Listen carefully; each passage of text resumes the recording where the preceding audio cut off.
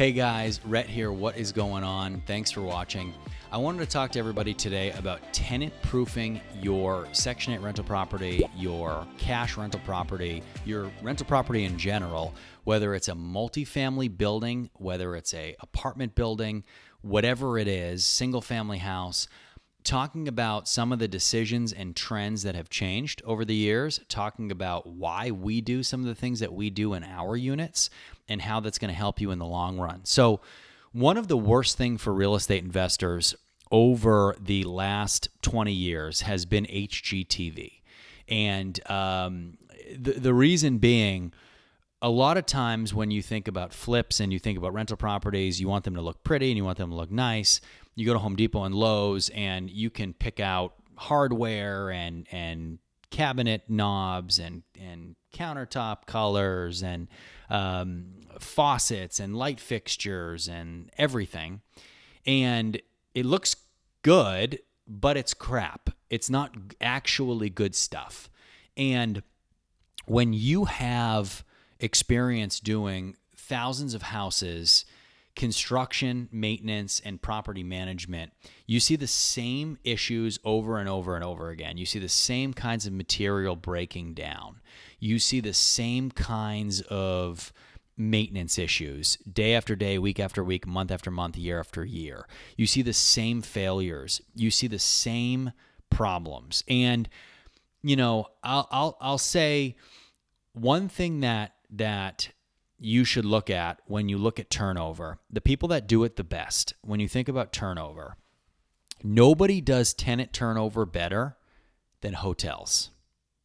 And you'll laugh and you'll say, well, that's absurd. But who else has hundreds of people in one room per year? Hotels. Now, of course, hotels use carpet, and a lot of times we're going with LVP, but they use carpet that is a certain color. Why? Why are the walls a certain color? Why are the carpets a certain color? It's to hide dirt. It's to hide damage.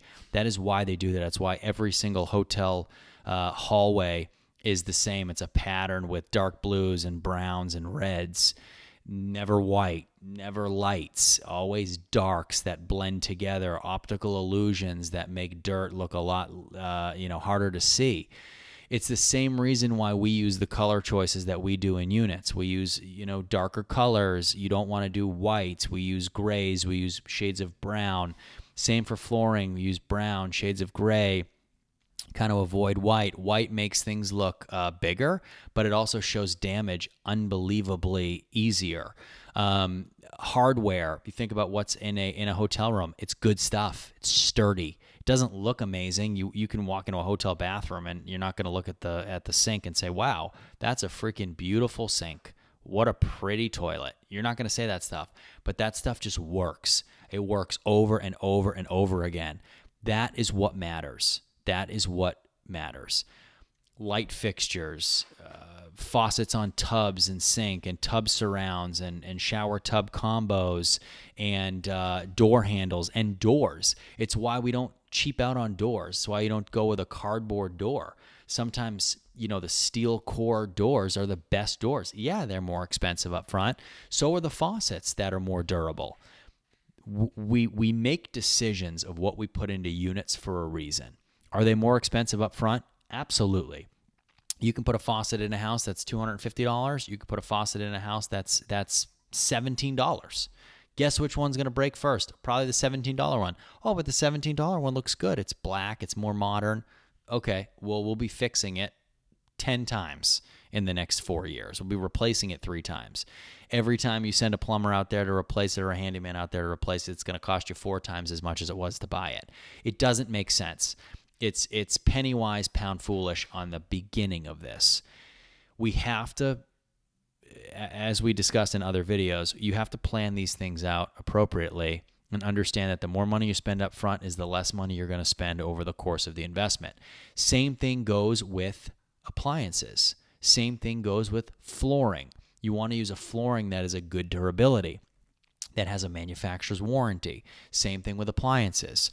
I have a lot of clients who, when they come to us, they say, hey, I found a really, really good scratch and dent appliance, stove and refrigerator. Let's order it.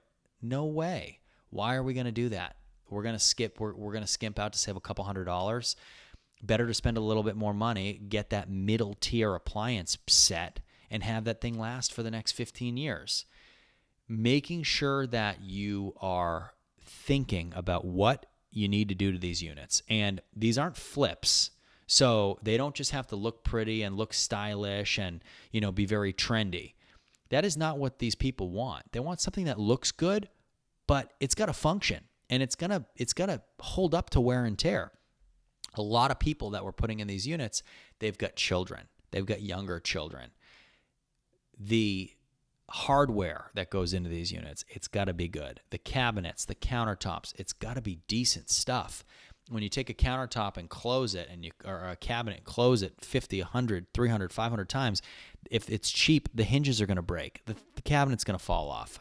And because of a broken hinge, now you're going to have to replace a whole section of cabinet that has now been leaning off, and the screws have been pulling through the wood, and now we got to do a cabinet repair. It's going to cost you hundreds of dollars. It just doesn't make sense when you could have spent a little bit more money up front to get it done. And then when you do spend that money, make sure that you're working with a construction team or a maintenance team that is, has a good understanding of what to put back in that unit.